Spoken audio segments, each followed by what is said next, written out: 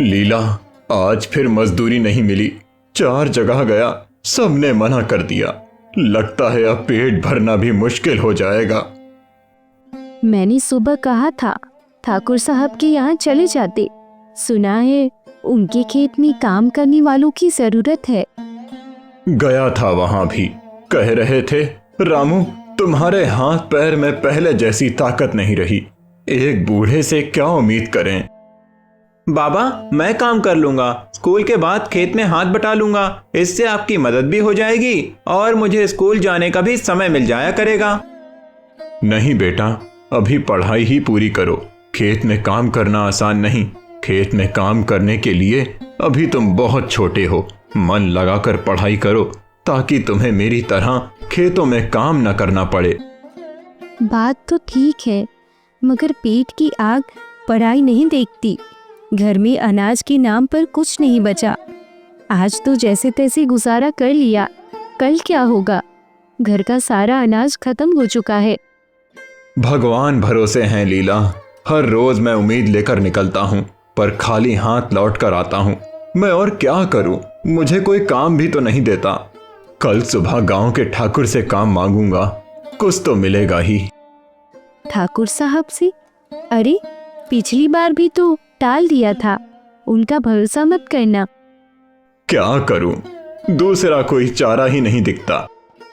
बाबा, अगर पैसे होते तो हम भी अच्छे कपड़े पहनते, मिठाई खाते ना।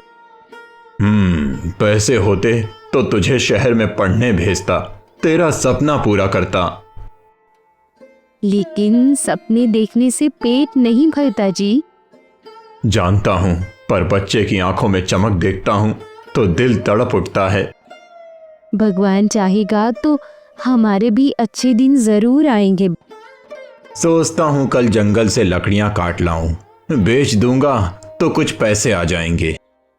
लेकिन जंगल जाना खतरनाक है। सुना है वहाँ जंगली जानवर घूमते हैं। जो करना पड़े वो तो करना ही होगा। हाथ पर हाथ रखकर बैठने से कुछ नहीं होगा। देख लीला जी, कहीं कोई मुसीबत ना आ जाए। मुसीबत से क्या डरना लीला, इससे बड़ी मुसीबत तो हमारे खाली बर्तन हैं। बस जी, कल जल्दी जाना, शायद कोई रास्ता निकल ही आएगा। कल आखिरी कोशिश करूंगा लीला। अगर कहीं से काम ना मिला तो जंगल से लकड़ियां ही काट लाऊंगा।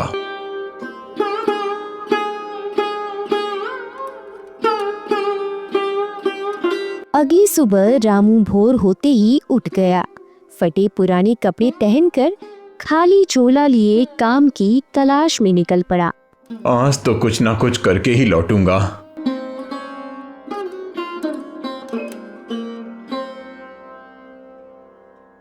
ठाकुर साहब, कुछ काम हो तो बता दीजिए। घर में भूख से हाल बुरा है। रामू, अब तुमसे काम होगा। जवान लड़के चाहिए, बूढ़े से क्या होगा? साहब, कोशिश करूंगा। जितना कहोगे उतना करूंगा। बस कुछ काम दे दो। अच्छा, मेरे बाग में घास उखाड़नी है। सुबह से शाम तक काम करना होगा। रोज के 5 रुपए दूंगा। 5 रुपए? ठीक है साहब, कब से आऊं? आज से ही लग जाओ। रामू खुशी खुशी बाग में काम पर लग गया। शाम तक मेहनत की, हाथों में छाले पड़ गए, पर उसने हार नहीं मानी। वह खुशी खुशी अपने घर वापस आता है।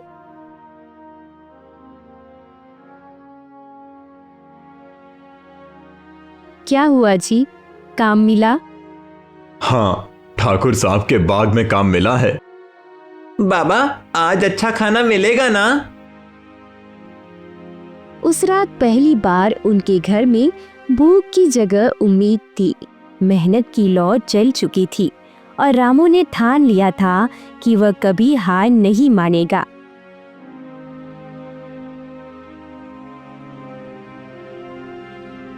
अगली सुबह रामू उत्साह से भरा ठाकुर के बाग में पहुंचता है, आंखों में उम्मीद की चमक। जैसे ही वह बाग के अंदर जाता है, देखता है कि वहां पहले से ही एक आदमी काम कर रहा है। अरे ये कौन काम कर रहा है? ओ भाई, कौन हो तुम? क्या काम है? मेरा नाम रामू है। ठाकुर साहब ने कल मुझे यहाँ काम पर रखा था। तुम यहाँ क्या कर रहे हो? मेरा नाम रघु है। ठाकुर साहब ने ही रखा है। सुबह से काम कर रहा हूँ। लेकिन उन्होंने तो मुझसे कहा था कि बाग की घास उड़ानी है। भाई, मैं क्या करूं? मुझे तो बस काम के लिए बुलाया गया। तुम ठाकुर साहब से ही पूछ लो। रामू हैरान होकर इधर उधर देखता है। तभी ठाकुर साहब बाग में आते हैं। क्यों रामू, सुबह सुबह कैसे आना हुआ? साहब, आप ही ने तो कल कहा था कि बाग में घास उखाड़ने का काम कर देना। मैं तो उसी के लिए आया हूँ। लेकिन ये रघु। हाँ हाँ, कहा तो था, लेकिन अब काम की जरूरत नहीं, रघु को रख लिया है। मगर साहब, आपने मुझसे वादा किया था। मेरे घर में खाने को कुछ नहीं है। मेरी हालत देखिए। अरे ज्यादा भावुक मत हो। रघु की पत्नी मेरी घरवाली की जान पहचान की है, इसीलिए इसे काम पर रख लिया। तुमसे ज्यादा भरोसेमंद है। लेकिन साहब, मैंने भी मेहनत की थी। कल पूरा दिन खून पसीना बहाया। अब आप मुझे इस तरह कैसे मना कर सकते हैं? अरे भाई, जरूरत होगी तो बुला लेंगे, अभी तो कोई काम नहीं है। पर साहब, मेरे घर में 2 वक्त की रोटी भी नहीं है। बच्चे भूख से तड़प रहे हैं। मेरे लिए सबकी भूख मिटाना जरूरी नहीं है, समझे? चलो अब यहां से, बेकार की बहस मत करो। साहब, सिर्फ एक पेट की खातिर आया हूं, किसी का हक नहीं मार रहा। आपने वादा किया था। मैंने कहा ना, अब जरूरत नहीं है। रघु को काम पर रख लिया है, बात खत्म। रामू भाई, माफ करना। मैंने जब काम मांगा तो साहब ने हाँ कर दी। मैं मजबूर हूं। मजबूर तो मैं भी हूं रघु, मगर अब क्या करूं? ठाकुर साहब, एक मौका दे दीजिए। सुबह सुबह दिमाग मत खराब करो। कहा ना, जरूरत पड़ी तो फिर बुला लेंगे। अब चलते बनो। साहब, कम से कम कल की मजदूरी तो दे दीजिए। अरे कौन सी मजदूरी? एक दिन के काम से कोई अमीर नहीं बन जाता। जाओ यहां से। पर साहब। देखो रामू, ज्यादा बातें मत बनाओ। मेरे पास वक्त नहीं है। जरूरत होगी तो खुद बुला लूंगा। पर साहब, मेरे बच्चे भूखे हैं। तो क्या करूं? मेरा घर नहीं चला रहे तुम। अब चलो, भागो यहां से। रामू का गला सूख गया, आंखों में आंसू आ गए। वह चुपचाप सिर झुकाकर लौटने लगा।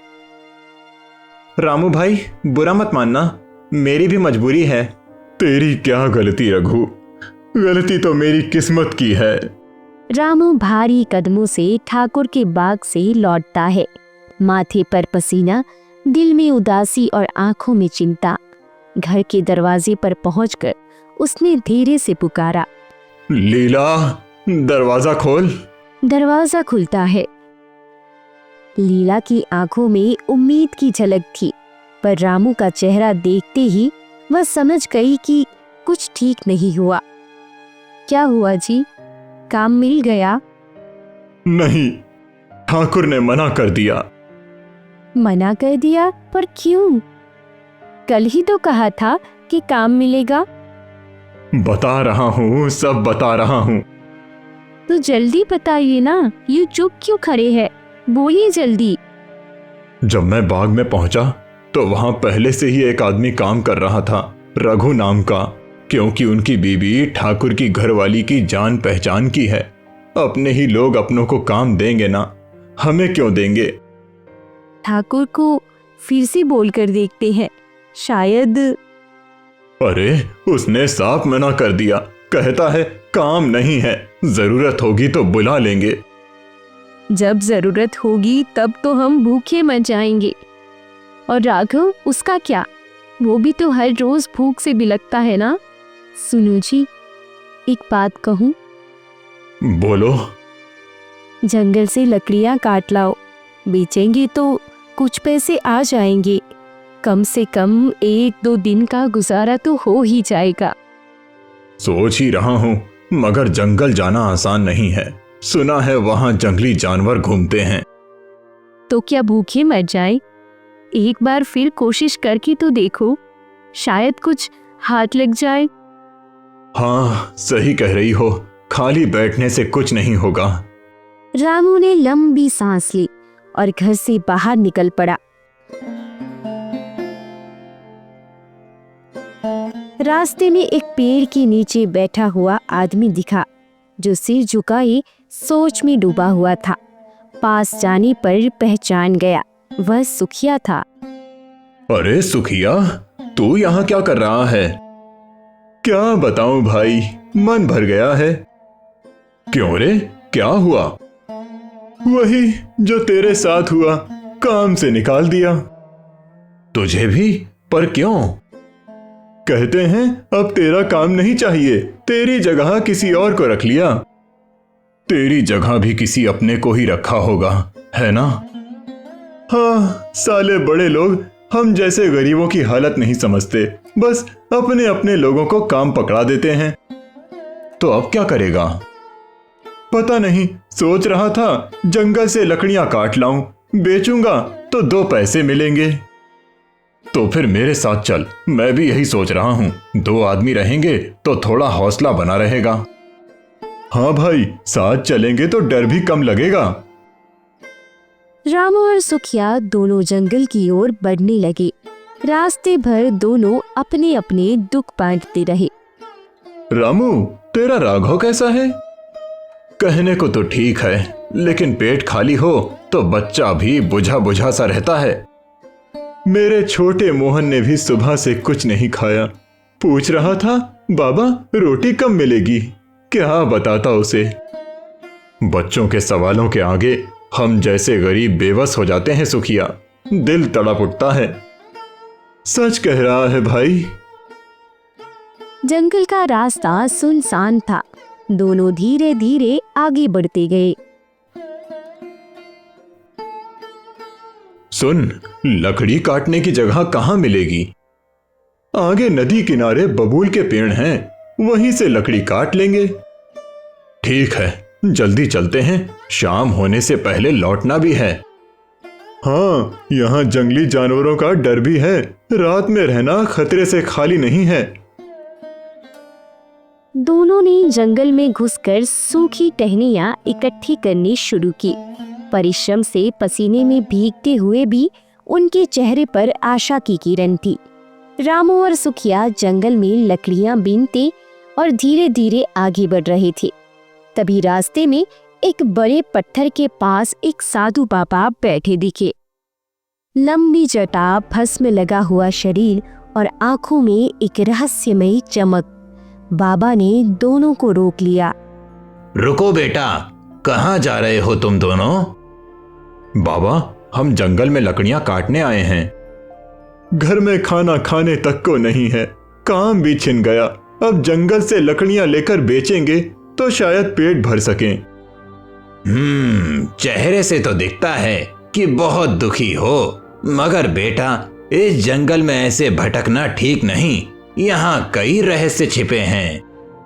क्या करें बाबा, कोई और चारा नहीं। पेट की आग से बड़ा डर कौन सा है? ठीक कहते हो बाबा, गांव में अब कोई काम नहीं। ठाकुर ने भी काम से निकाल दिया। बच्चे भूख से रोते हैं तो दिल छलनी हो जाता है। मगर बेटा, भूख से लड़ने के लिए लकड़ियां ही क्यों? कभी सुना है इस जंगल के रहस्य के बारे में? रहस्य? कैसा रहस्य बाबा?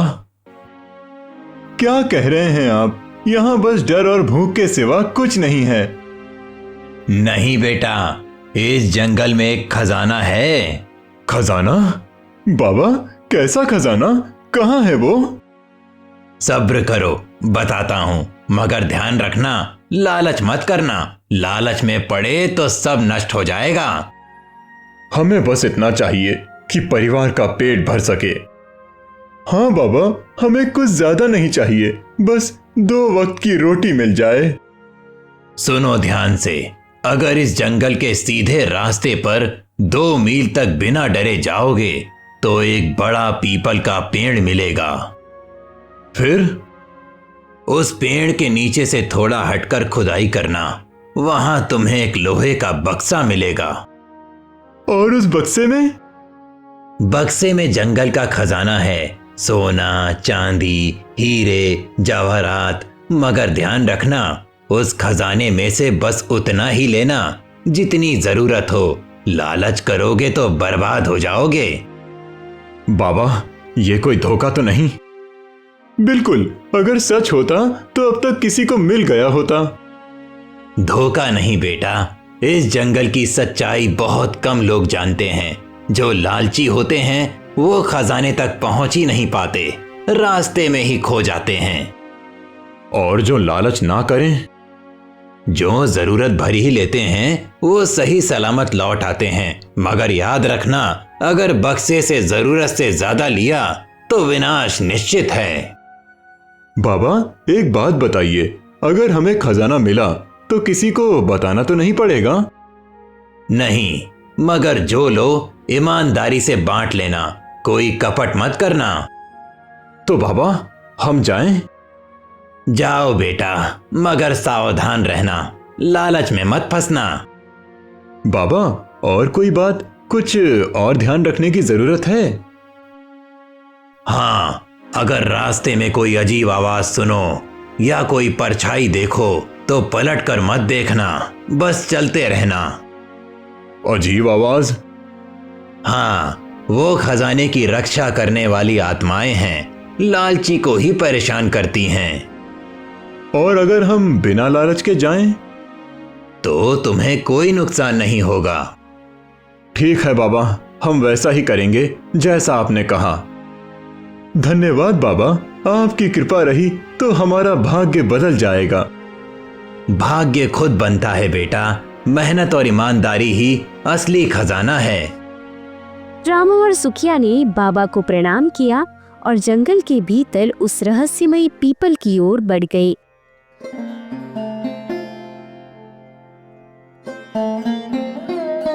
रामू और सुखिया जंगल के भीतर बढ़ रहे थे। दोनों के चेहरे पर उत्सुकता और हल्का डर साफ झलक रहा था। रास्ता घना और अंधकारमय था। पत्तों की सरसराहट और दूर से आती रहस्यमयी आवाजें माहौल को और भी डरावना बना रही थी। रामू, सच बताओ, तुम्हें डर तो नहीं लग रहा? थोड़ा तो लग रहा है, मगर भूखे पेट का डर इससे बड़ा है। अगर बाबा की बात सच निकली तो हमारी किस्मत बदल जाएगी। मुझे तो लगता है कहीं ये कोई चाल तो नहीं, जंगल में भला खजाना क्यों दबा होगा? तुमने बाबा को देखा नहीं? वो कोई साधारण आदमी नहीं लगते थे। और फिर हमें क्या करना है, काम तो पहले ही चला गया है। बात तो सही कह रहे हो, लेकिन बाबा ने कहा था कि लालच मत करना, कहीं हमसे कोई भूल ना हो जाए। हम कोई लालच थोड़ी करेंगे, जितनी जरूरत है उतना ही लेंगे। बच्चों की भूख मिट जाए, इतना काफी है। लेकिन अगर कुछ उल्टा सीधा हो गया तो? तब भी क्या, भूख से मरने से तो अच्छा है कोशिश करना। दोनों धीरे धीरे चलते रहे। रास्ते में सूखे पत्तों की चरमराहट के अलावा कुछ सुनाई नहीं दे रहा था। अचानक सुखिया ठिठक गया। रामू, ये देखो, वो सामने क्या वही बड़ा पीपल का पेड़ है? हाँ, लगता तो वही है। बाबा ने कहा था कि 2 मील के बाद मिलेगा, और देखो कितना विशाल है। लेकिन ये पेड़ कुछ अजीब लग रहा है। अजीब तो लग रहा है, पर यही तो खोज रहे थे। चलो जल्दी से काम खत्म करते हैं। रामू ने अपनी कुल्हाड़ी जमीन पर मारी और सुखिया ने झुककर मिट्टी हटानी शुरू की। मिट्टी कुछ नरम थी, जिससे खुदाई आसान हो रही थी। कुछ ही देर में रामू का हाथ किसी ठोस चीज के टकराया। अरे सुखिया, कुछ है यहाँ? क्या क्या सच में? हाँ, लगता है लोहे का बक्सा है। बाबा की बात सच निकली। दोनों ने मिलकर बक्से को जमीन से बाहर निकाला। बक्सा भारी था और जंग लगा हुआ था। रामू ने कुल्हाड़ी से उसकी कीलें खोल दी। बक्सा खुलते ही उनकी आंखें फटी की फटी रह गई। हे भगवान, इतना सोना चांदी! ये सच में खजाना है। मैंने तो कभी सपने में भी इतना धन नहीं देखा। रामू, अब क्या करें? सब ले चले? नहीं, बाबा ने कहा था कि लालच मत करना, हमें सिर्फ अपना जरूरत भर लेना चाहिए। लेकिन इतना सारा सोना देखकर कौन मना कर सकता है? अगर सब ले जाएं तो जिंदगी बदल जाएगी। बिल्कुल, मगर सोचो, अगर कुछ ऊंच नीच हो गया, हम बच्चों के लिए धन ले जा रहे हैं, उनकी जान खतरे में नहीं डाल सकते। ठीक कहते हो, मगर कितना लें? आधा खजाना ले लेते हैं, बाकी यहीं छोड़ देते हैं। आधा? क्या सच में? कहीं हम कोई भूल तो नहीं कर रहे? बाबा ने साफ कहा था, जरूरत से ज्यादा लिया तो विनाश तय है, हमें उनकी बात माननी चाहिए। ठीक है, तुम आधा निकालो, मैं इधर नजर रखता हूँ। रामू ने बक्से में से आधा सोना चांदी निकाल लिया। सुखिया ने बक्से को दोबारा उसी जगह पर दबा दिया और ऊपर से मिट्टी डाल दी। दोनों ने चारों ओर देखा, कहीं कोई देख तो नहीं रहा।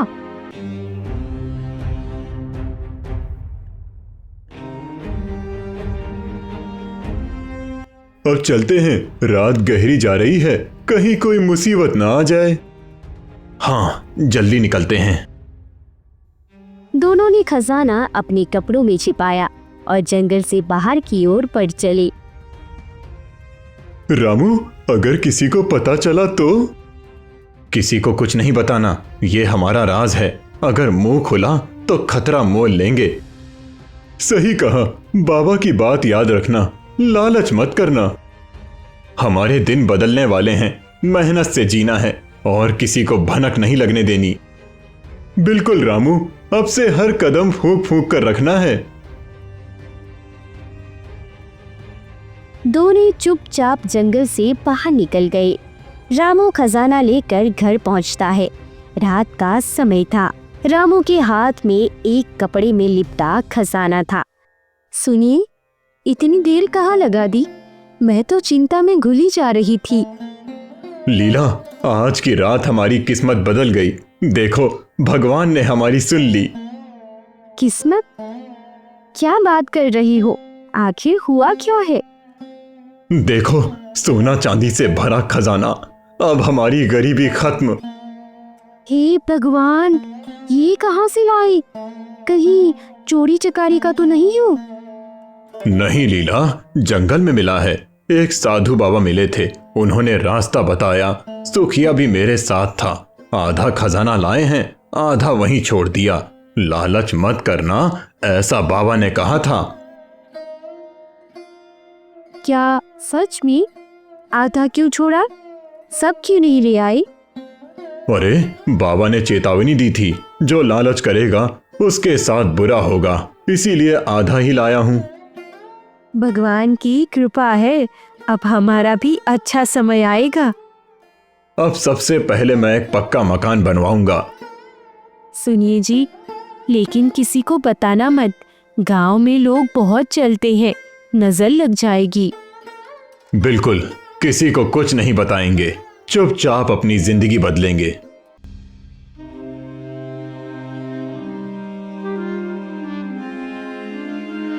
कुछ महीनों बाद रामू ने गांव में एक बड़ा पक्का मकान बनवा लिया। सच में भगवान ने हमारी सुन ली। अब हम किसी के आगे हाथ नहीं फैलाएंगे। हाँ लीला, मेहनत से जीना है और हमेशा भगवान का शुक्रगुजार करना है। ठाकुर साहब अपनी हवेली के बरामदे में बैठे हुए, पास में उनका विश्वास पात्र मुंशी लालचंद था। मुंशी, ये रामू और सुखी अचानक अमीर कैसे हो गए? कल तक तो दोनों चिथड़े पहने फिरते थे, अब देखो पक्का मकान खड़ा कर लिया। तुझे कुछ पता चला? हुजूर, मैं भी यही सोच रहा हूँ, दोनों के पास इतनी दौलत आई कहाँ से? ना खेती बाड़ी है, ना कोई जमीन जायदाद, जरूर कोई राज है। कुछ तो गड़बड़ है, मैं ऐसे नहीं छोड़ने वाला। मेरी जमीन पर रहकर कोई मुझसे बड़ा बने, ये मुझसे बर्दाश्त नहीं। बिल्कुल सही फरमाया, सरकार, कहीं चोरी चकारी तो नहीं की दोनों ने? रामू में इतनी हिम्मत नहीं, कुछ और बात है, मुझे पता लगाना होगा। हुजूर, मैं तो कहता हूँ कि सुखिया पर नजर रखनी चाहिए, वो ज्यादा चतुर लगता है, कहीं से कोई खजाना खजूरी हाथ लगा होगा। सही कह रहा है, दोनों की दोस्ती भी अचानक गाढ़ी हो गई, कहीं जंगल में कुछ मिला होगा। बिल्कुल मुमकिन है सरकार, जब से दोनों जंगल से लौटे हैं तभी से इनके ठाठ बदल गए, कोई साधु सन्यासी से मुलाकात हुई होगी। अगर खजाना है तो वो मेरे हक का है, मैं ऐसे नहीं छोड़ूंगा। तो फिर हुक्म दीजिए सरकार, क्या करना है? सुन मुंशी, दोनों की हर हरकत पर नजर रख, खासकर रात में, ये राज हमें जल्दी ही पता करना है। जी हुजूर, मैं हर वक्त उनके पीछे रहूंगा, पर सरकार, अगर खजाना मिला तो वो मेरा होगा। इस गांव में मेरी मर्जी के बिना पत्ता नहीं हिलता, रामू और सुखिया मुझसे बच नहीं सकते। बहुत खूब सरकार, बस कुछ ही दिनों में राज खुल जाएगा। ठाकुर साहब अपनी योजना में रम गए। अब उनके मन में रामू और सुखिया से खजाना छीनने की तुर्त चाव चल रही थी। शाम का वक्त था, सूरज ढल चुका था। रामू के घर के सामने वाले पुराने बरगद के पेड़ पर बने चबूतरे पर रामू और सुखिया बैठे थे। पास ही झाड़ियों के पीछे मुंशी लालचंद चुपचाप उनकी बातें सुनने के लिए छिपा हुआ था। रामू, सच कहूं तो अगर साधु बाबा ना मिलते तो हम आज भी रोटी के लिए तरस रहे होते। बिल्कुल सही कह रहा है सुखिया, बाबा की बात मानकर ही तो हमारी किस्मत पलट गई। ना जाने कैसे कैसे दिन देखे हैं हमने। हाँ रे, वो दिन याद है जब बारिश में तेरी झोपड़ी टपकती थी और हम दोनों भीगते हुए रात गुजारते थे। कहाँ भूल सकता हूँ। और अब देख, पक्की छत के नीचे बैठा हूँ। बाबा की दी हुई सीख सच में हमारा भला कर गई। और सबसे बड़ी बात तो यह है कि हमने लालच नहीं किया, खजाने का आधा हिस्सा वहीं छोड़ दिया, वरना ना जाने क्या अनर्थ हो जाता। हाँ, बाबा ने साफ कहा था, लालच किया तो बुरा होगा। हमने अपना हिस्सा लिया, ईमानदारी से मेहनत कर रहे हैं। मैं तो रोज बाबा के लिए दुआ करता हूँ, भगवान उन्हें खुश रखे। मैं भी, अगर वो ना होते तो आज हम यूं बैठकर चैन की सांस नहीं ले रहे होते। पास ही झाड़ियों में छिपा मुंशी लालचंद ये सब बातें गौर से सुन रहा था। जैसे ही इसे पूरा भेद पता चला, वह चुपके से ठाकुर साहब के पास जाने के लिए वहां से खिसक गया। ठाकुर साहब अपनी हवेली के आंगन में बैठे थे। मुंशी लालचंद हाफता हुआ अंदर आया। क्या हुआ मुंशी, कुछ पता चला? हुजूर, राज खुल गया, मैंने सब कुछ अपने कानों से सुना है। जल्दी बता, आखिर क्या मालूम हुआ? हुजूर, वो दोनों जंगल गए थे, वहां किसी साधु बाबा से मिले जिसने उन्हें खजाने का रास्ता बताया। खजाना? तू पक्का कह रहा है? जी सरकार, मैंने अपनी आंखों से देखा और कानों से सुना। दोनों ने खजाना पाया और आधा हिस्सा वहीं छोड़ दिया, जैसा बाबा ने कहा था। ओह, तो ये बात है, तभी इतनी जल्दी अमीर बन गए दोनों। हुजूर, अगर हम भी उस खजाने तक पहुंच जाएं, तो पूरी जिंदगी चैन से कटेगी। लेकिन काम ध्यान से करना होगा। अगर किसी को भनक भी लगी तो बात बिगड़ जाएगी। बिल्कुल सही कहा सरकार, क्या हुक्म है? पहले तो ये पता करना होगा कि वो खजाना कहाँ छुपा है। कहीं ऐसा ना हो कि वो किसी और से भी ये बात कह दें। हुजूर, मैं एक काम करता हूँ, सुखिया को अकेले में पकड़कर उसकी जुबान खुलवाता हूँ। वो सीधा साधा आदमी है, आसानी से फंस जाएगा। नहीं, सीधे सीधे कुछ नहीं करना, होशियारी से काम ले। तो क्या करें हुजूर? कल रात उनके घर के आसपास निगरानी रख, देख कि वो फिर जंगल जाते हैं या नहीं। और हाँ, अगर मौका मिले तो दोनों में फूट डालने की कोशिश कर। समझ गया सरकार, अगर खजाना बचा है तो अब वो हमारे हाथ से नहीं छूटेगा। रामू और मुखिया ने ज्यादा उड़ने की कोशिश की तो पर कतर दूंगा। इस गांव में मुझसे ऊपर कोई नहीं हो सकता। हुजूर, आपकी मर्जी से ही सूरज निकलता है। आप कहें तो आज रात से ही काम शुरू कर दूं। रात में ध्यान रखना। अगर दोनों में से किसी ने कुछ बताया तो खबर मुझे दे, मैं अपना तरीका अपनाऊंगा। आप फिक्र ना करें सरकार, अब खजाना ज्यादा दिन तक छुपा नहीं रहेगा। अगर वो खजाना मेरा नहीं हुआ तो मैं किसी को चैन से नहीं रहने दूंगा। दोनों की आंखों में लालच की चमक थी। अब वे रामू और सुखिया की खुशियों की छीनने की पूरी योजना बना चुके थे।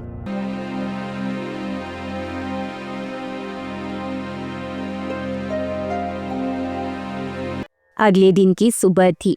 सुखिया अपने घर के सामने बैठा, तभी मुंशी लालचंद धीरे धीरे उसकी ओर बढ़ा। उसकी आंखों में एक चालाकी भरी चमक थी। अरे सुखिया भैया, क्या हाल चाल है? बड़ा खुश नजर आ रहे हैं आजकल। अरे मुंशी जी, भगवान की कृपा है, सब बढ़िया है। वाह भाई, मैं तो कहता हूँ आदमी की किस्मत जब बदलती है तो सब कुछ बदल जाता है। वैसे एक बात पूछूं? पूछिए मुंशी जी। सुना है तू और रामू रातों रात अमीर बन गए। भाई, कोई राज की बात है क्या? अरे मुंशी जी, ऐसी कोई खास बात नहीं, मेहनत का फल मिला बस। सुखिया, मुझसे क्या छुपाएगा? तुझे मैं कब से जानता हूँ। देख, मैं तेरा भला चाहता हूँ, कहीं ऐसा ना हो कि कोई और तेरी किस्मत लूट ले। मुखिया जी, ये बात किसी से मत कहिएगा। हम दोनों ने जंगल में एक साधु बाबा से सुना था कि पीपल के पेड़ के नीचे एक खजाना छुपा है। हमने जाकर खोदा तो सच में मिला। क्या?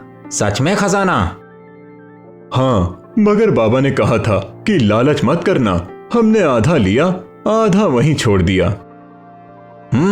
अच्छा, कहाँ है वो पीपल का पेड़? जंगल के बीचों बीच। लेकिन मुंशी जी, लालच बुरी चीज है। बाबा की बात सच निकली, आधा ही लिया, इसीलिए खुश हैं। तू फिक्र मत कर, मैं तेरा भला चाहता हूँ। ये बात मैं सिर्फ अपने तक रखूंगा।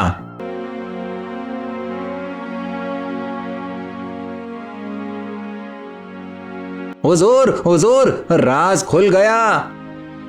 जल्दी बता। जंगल में एक पीपल के पेड़ के नीचे खजाना है। आधा खजाना तो वो ले गए, लेकिन आधा खजाना अभी भी वहीं दबा है। तो देर किस बात की, आज ही चलकर उठा लेते हैं। मैं कोई सुखिया रामू नहीं कि लालच से डर जाऊं। हुजूर, आज रात को ही निकलते हैं, कोई देख ना ले।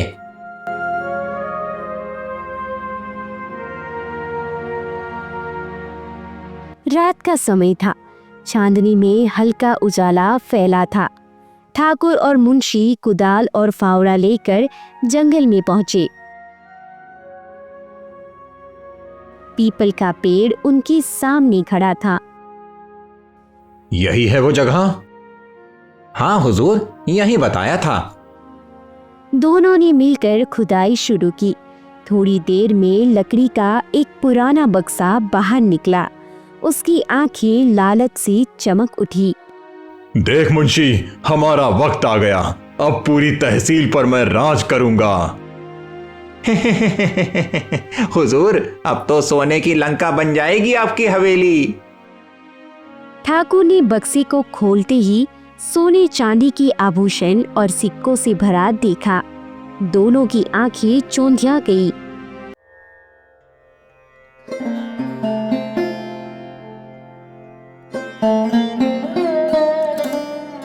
कुछ महीने बीत गए। ठाकुर ने खजाने से व्यापार में पैसा लगाया। हवेली के बाहर ठाकुर और मुंशी मायूस बैठे थे। मुंशी, ये क्या हो गया? खजाना तो मैंने लिया, फिर ये बर्बादी क्यों? हुजूर, बाबा ने कहा था लालच बुरी चीज है। हमसे भूल हो गई। चुप रहे, तेरी वजह से मेरा सर्वनाश हो गया। दूसरी ओर रामू अपने घर में बैठे आराम से अपने बेटे राघव के साथ खेल रहा था।